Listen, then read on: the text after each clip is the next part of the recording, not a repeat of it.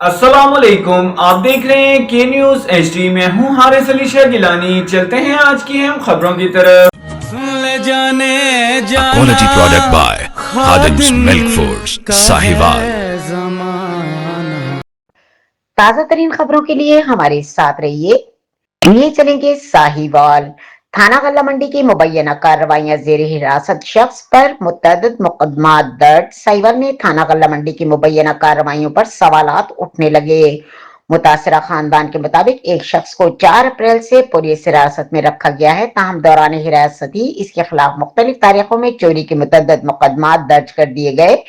एहले खाना का कहना है कि मज़कूरा शख्स के खिलाफ 13 अप्रैल, 19 अप्रैल और 29 अप्रैल को चोरी के मुकदमा दर्ज किए गए, जबकि 29 अप्रैल को एक ही वक्त में 2 मुख्तलिफ मकामात की चोरी के अलग अलग मुकदमा भी शामिल किए गए। मुतासरा शख्स के भाई ने के न्यूज चैनल HD इंटरनेशनल से गुफ्तगू करते हुए बताया कि इनके भाई को गुज़िश्ता 28 रोज से थाना गल्ला मंडी में जेर हिरासत रखा गया है और इसी दौरान इसके खिलाफ 10 मुख्तलिफ FIR दर्ज की जा चुकी हैं।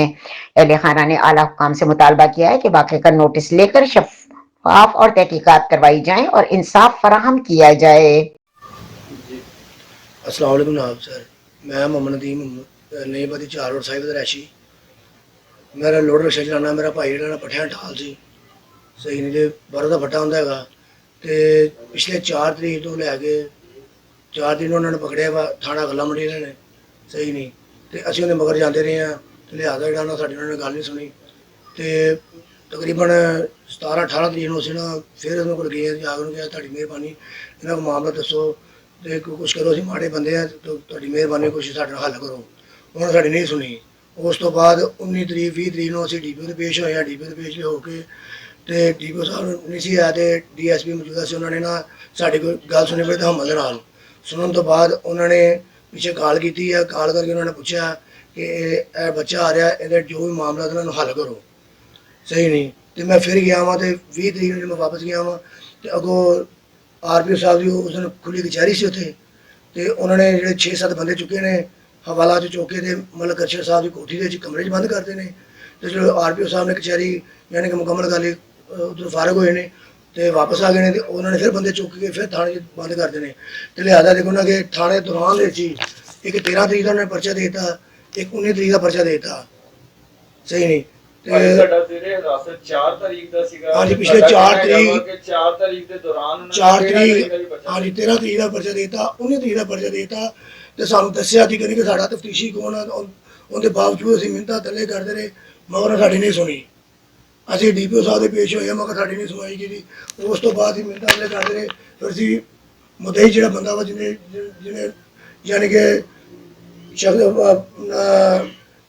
ਮਸ਼ਕੂਕ ਤਰੀਕੇ ਮਤਲਬ ਦਰਖਾਸਤ ਦਿੱਤੀ ਸੀ ਕਿ ਵੀ ਚਲੋ ਦਰਖਾਸਤ ਦਿੱਤੀ ਸੀ ਕਿ ਚਲੋ ਜਦੋਂ ਸਾਡੇ ਕੋਲ ਜਿਹਾ ਵਾ ਮਗਰ ਉਹਦਾ ਪਰਚਾ ਵੀ ਨਹੀਂ ਉਹਨਾਂ ਨੇ ਦਰਖਾਸਤ ਨਹੀਂ ਉਹਨਾਂ ਨੇ ਮਨਜ਼ੂਰ ਕੀਤੀ, ਉਲਟਾ 10 ਪਰਚੇ ਉਹਨਾਂ ਨੇ ਉਹਦੇ ਉੱਪਰ ਦੇ ਦਿੱਤੇ ਨੇ ਤੇ ਲਿਆਦਾ ਮਿਹਰਬਾਨੀ ਸੀ ਮਾੜੇ ਬੰਦੇ ਮਜ਼ਦੂਰ ਬੰਦੇ ਅਸੀਂ ਨਹੀਂ ਕਰ ਸਕਦੇ ਇਹਦਾ। ਮੇਰੇ ਛੋਟੇ ਛੋਟੇ ਬੱਚੇ ਨੇ, ਮੇਰੇ 4 ਬੇਟੀਆਂ ਇੱਕ ਬੇਟਾ ਵਾ, ਮੈਂ ਲੋਡ ਰਿਕਸ਼ਾ ਮਜ਼ਦੂਰੀ ਕਰਦਾ ਵਾਂ ਤੇ ਹੁਣ 10 ਪਰਚੇ ਨਜਾਇਜ਼ ਅਸੀਂ ਕਿੱਥੋਂ ਕਿਵੇਂ ਕਰਾਂਗੇ।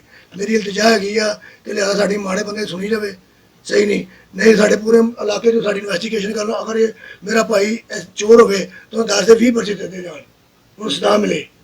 ਜਦੋਂ 10 ਪਰਚੇ ਦਾ ਚੋਰ ਹੈ ਹੀ ਨਹੀਂ। 2 ਪਰਚੇ ਦੀ ਤਾਰੀਖ ਉਹਨਾਂ ਨੇ ਇੱਕੋ ਟਾਈਮ ਦੱਸਿਆ, ਇੱਕ ਸ਼ਰੀਫ ਕਲੋਨੀ ਦਾ, ਇੱਕ ਨੱਬਾ ਨੋਹਲ ਦਾ, ਇੱਕੋ ਟਾਈਮ ਦੀ ਉਹਨਾਂ ਨੇ ਚੋਰੀ ਲਿਖੀ ਹੋਈ ਹੈ ਕਿ ਜੀ ਇੱਕੋ ਟਾਈਮ ਵਿੱਚ ਵੀ ਲਿਆਦਾ ਮੇਰਾ ਭਾਈ ਕੋਈ ਜਿੰਨ ਵਾ ਜਿਹੜਾ ਇਹ ਦੋਨਾਂ ਸਾਈਡਾਂ 'ਤੇ ਚੋਰੀ ਕਰਕੇ ਤੇ ਆ ਗਿਆ। ਤੇ ਸਰ ਮਿਹਰਬਾਨੀ ਮੇਰੀ ਇਲਤਜਾ ਵਾ ਕਿ इंसाफ की तरफ है। ਅਸੀਂ ਮਜ਼ਦੂਰ ਬੰਦੇ ਅਸੀਂ ਨਾ ਫੋਨ ਨਹੀਂ ਕਰਦੇ ਤੇ ਸਵੇਰ ਲੈ ਕੇ ਸ਼ਾਮ ਤੱਕ ਮਜ਼ਦੂਰੀ ਕਰੀ ਦੀ ਆ 500-700 ਹਜ਼ਾਰ ਕਮਾ ਕੇ ਮਸਾਂ ਬੱਚਿਆਂ ਦਾ ਨਾ ਮਤਲਬ ਪੂਰਾ ਕਰੀਦਾ ਵਾ ਤੇ ਅਸੀਂ ਇਹਨਾਂ ਦੇ 10 ਪਰਚੇ ਮੈਂ ਕਿੱਥੋਂ ਲਿਆ ਕੇ ਕਰਾਂਗਾ ਦੱਸੋ। ਮੈਂ 10 ਮੈਂ ਰੁਪਈਆ ਖਾਣ ਵਾਸਤੇ ਨਹੀਂ ਆਇਆ। ਤੁਸੀਂ ਮੇਰੇ ਘਰ ਦੀ ਹਾਲਾਤ ਦੇਖ ਸਕਦੇ ਜੀ, ਮੇਰੇ ਰਕਸ਼ੇ ਦੀ ਹਾਲਤ ਦੇਖ ਸਕਦੇ ਜੀ। ਮੇਰੇ ਭਾਈ ਦਾ ਫੱਟਾ ਉੱਤੇ ਬਰਫ ਵਾਲਾ ਉਂਝ ਹੀ ਪਿਆ ਵਾ, ਉਹਦਾ ਕੰਮ ਵੀ ਉਜੜ ਗਿਆ, ਬੇਕਾਰ ਹੋ ਗਿਆ ਵਾ ਤੇ ਲਿਆਦਾ ਮੇਰੀ ਇਲਤਜਾ ਵਾ ਸਰਕਾਰ ਵਾਸਤੇ ਕਿ ਤੁਹਾਡੀ ਮਿਹਰਬਾਨੀ ਮੇਰੇ ਨਾਲ ਇਨਸਾਫ ਕੀਤਾ ਜਾਵੇ। ਮੈਂ ਕਿਸੇ ਨੂੰ ਕੋਈ ਤਵੱਕੋ ਨਹੀਂ ਆ। ਮਿਹਰਬਾਨੀ।